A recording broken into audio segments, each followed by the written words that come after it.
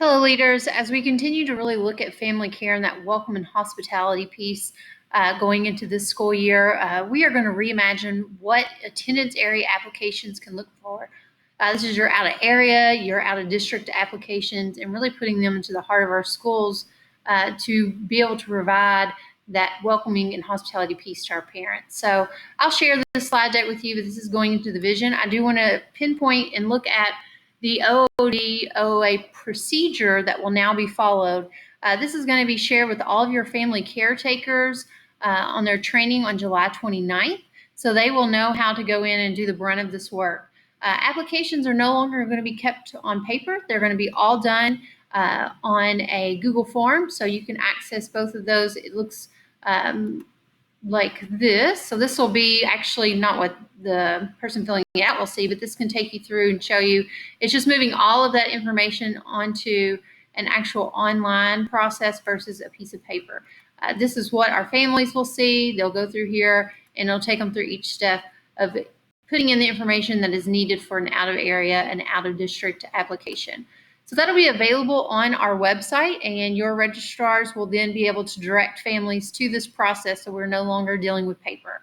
The next thing is applications will digitally be submitted to the school. So instead of going from my office to the school, back to my office, and then us contacting the families, it will now be done at the school level.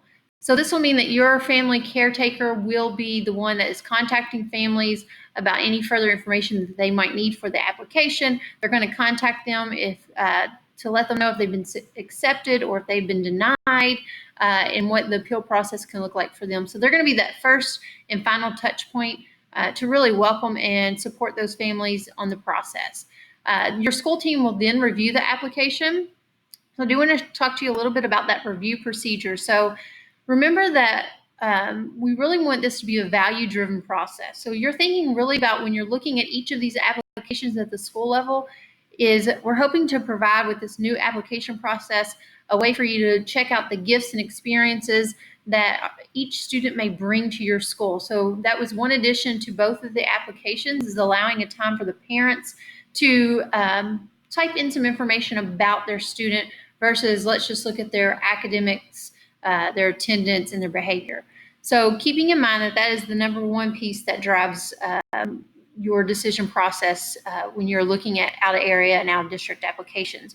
We will still be checking out the behavior, because it is always our utmost importance to have a safe and caring school community.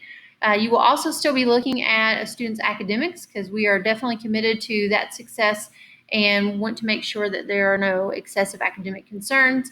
And finally, looking at attendance, because student family engagement, is all about showing up and bringing those things to the table for our students and families. So once you'll have a 2-week process that's just like it is now to approve or deny that application. And then step 4 will be the school is going to contact the family to discuss the decision and their next steps. This is kind of where we were dropping the ball a little bit. We would call and tell them that they had been accepted, give them the next steps, but then there was not a lot of follow through from the family sometimes to reach back out to the school or know what their next steps should be. So this should take away any gray area and really be able to provide that hospitality to families by welcoming them in upon the approval. So I'll be working very closely with your family caretakers on what step 4 is going to look like. They'll know how to approve the students to enroll at the school levels, and then really have about those conversations when there is denial and how that they can appeal to the superintendent or myself. So really thinking about this is the part that I'll go over family care communication, about how they're going to contact them via phone. I'll provide them with a sample letter for out of area and out of district and what that can look like. So the last thing is we will do that appeal process with review it with all parties and notify them of that decision.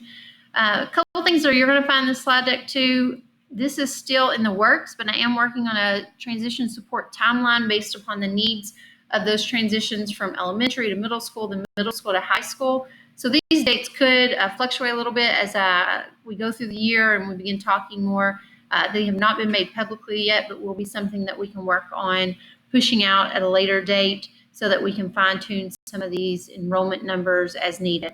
And then you may want to check out slide 8. This won't be really in full effect until next year, but this is going to be the process for looking and reviewing out of area, out of district students at the end of next year to determine who is going to be retained and who may be revoked and what that communication piece will look like. So if you have any questions about the new OOA or OD process, please let me know, or check with your family caretaker after next Monday, and they should be able to give you some more insight as well.